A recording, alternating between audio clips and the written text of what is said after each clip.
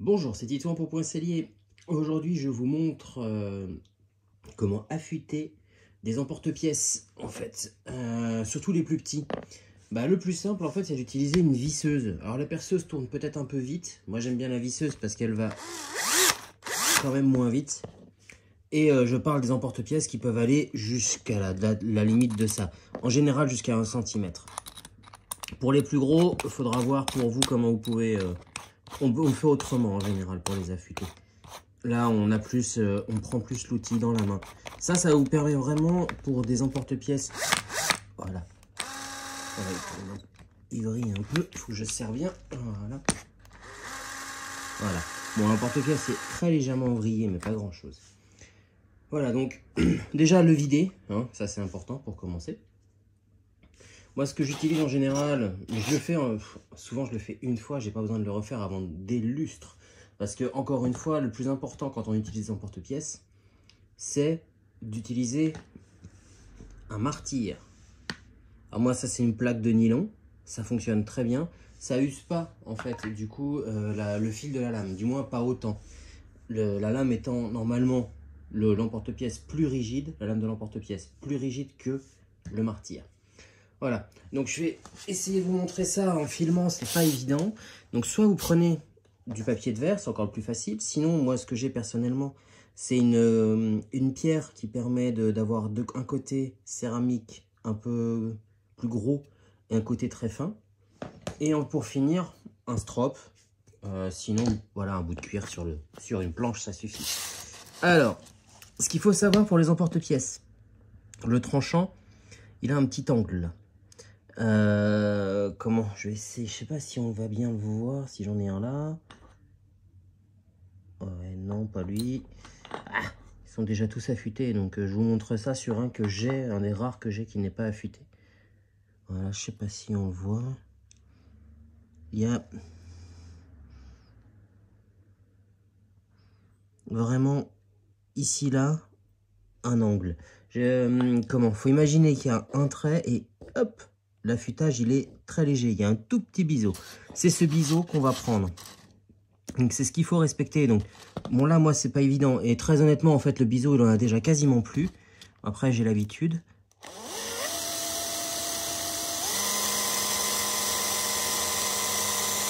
Voilà et vous voyez que je bouge pas d'angle. Hein.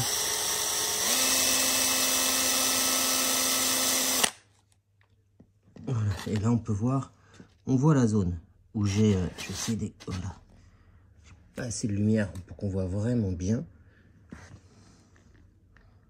Voilà, on voit le brillant là, ici. Ça, c'est ce que j'ai affûté. Alors, ce qui se passe parfois, c'est qu'on peut avoir un petit, ce qu'on appelle morphile. Alors, le morphile, alors moi personnellement, je fais aussi, je vais le surélever un peu pour ça. Je vais pas faire que le bout, je vais aussi faire tout le... Voilà, cette partie-là, là, on le voit. Que je vais le polir pour qu'il rentre bien dans le cuir. Voilà, là, il était vraiment pas poli. Mal poli, donc. Donc, à partir de là, on peut soit passer directement dans le strop, soit passer sur la pierre. Moi, personnellement, au moins, mon tranchant...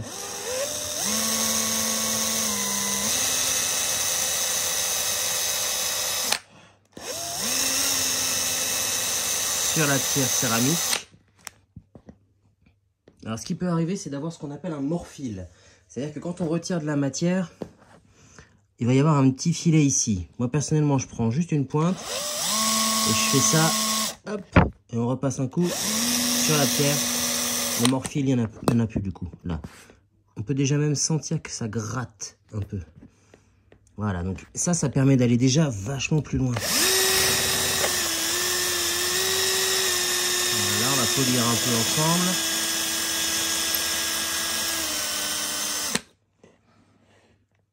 Je sais pas si vous voyez, mais du coup, ça commence à devenir très très lisse. Passage sur le strop. Avec l'accent, s'il vous plaît, strop.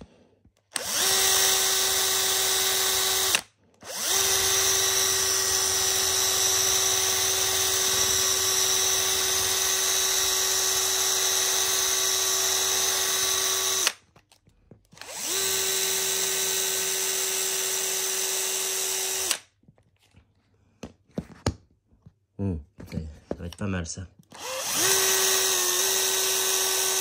Voilà, je retire le surplus en passant sur le cuir ici. Ça finit de lustrer en fait. Voilà, là on voit déjà. Je sais pas si on arrive à bien voir, mais là où c'était tout noir, ça brille maintenant. Ça brille même bien. Alors le test, on va voir. La grande question, c'est que il faut que ça perce quand même. Donc, oui, ça va percer. En fait, je vérifie juste que j'ai bien fait mon taf, quoi. Ça peut arriver parfois qu'on ait du mal à choper un angle.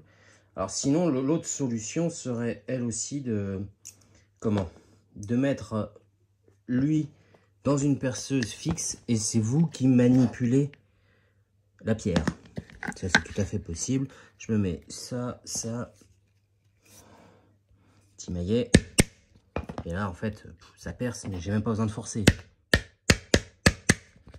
L'avantage quand c'est poli, c'est que même dans un cuir plus épais, comme ici, c'est que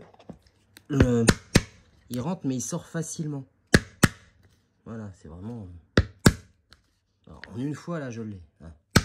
Boum, j'ai percé. Il coupait pas. Hein. Pour info, c'était vraiment une... Voilà. Vous pouvez faire ça pour tous vos petits emporte-pièces. Ça facilite grandement, surtout, en fait, à défaut de les affûter, les lisser, comme tous nos outils pour le cuir d'ailleurs, comme les outils tranchants. Les lisser, ça permet vraiment qu'il n'y ait pas d'arête qui rentre dans le cuir et qui frotte avec les fibres. Quand il y a des rayures, ça frotte avec les fibres, c'est plus dur à enlever. Là, on voit bien, ça rentre, ça sort, c'est direct. Voilà, voilà. Donc ça, c'est une technique, hein, c'est vraiment bricolage, mais après, ça fonctionne. C'est le principal, c'est souvent avec ça qu'on peut le mieux s'en sortir. Certains ont des tourets fixes. Bon, on met l'outil dans le touret, on manipule ce qu'on a manipulé. Voilà. Moi, je fonctionne comme ça fonctionne plutôt bien. Il n'y a aucun problème, la preuve. Hein, je vous le montre quand même en direct. Ça fonctionne, j'ai presque pas enlevé de matière. J'ai juste refait un fil, donc le petit bord. Et après, j'ai poli l'outil vraiment jusqu'au plus haut, de façon à ce qu'il rentre et qu'il sorte facilement du cuir. Voilà, voilà. Bon, je vous dis à bientôt. Ah oui, un dernier petit truc, si jamais vous avez besoin. Moi, j'aime bien aussi, ça évite que les outils rouillent. C'est l'encaustique. Je passe tous mes outils métalliques et bois à l'encaustique. Sinon, vous faites un petit coup comme ça, là, dans la cire. Voilà. Et après, vous faites un coup dans du cuir. Et ça va faciliter, en fait, le passage. Voilà, ça, c'est le truc. C'est comme pour la laine, quand on pique dans le bloc. Voilà, voilà. À tout bientôt.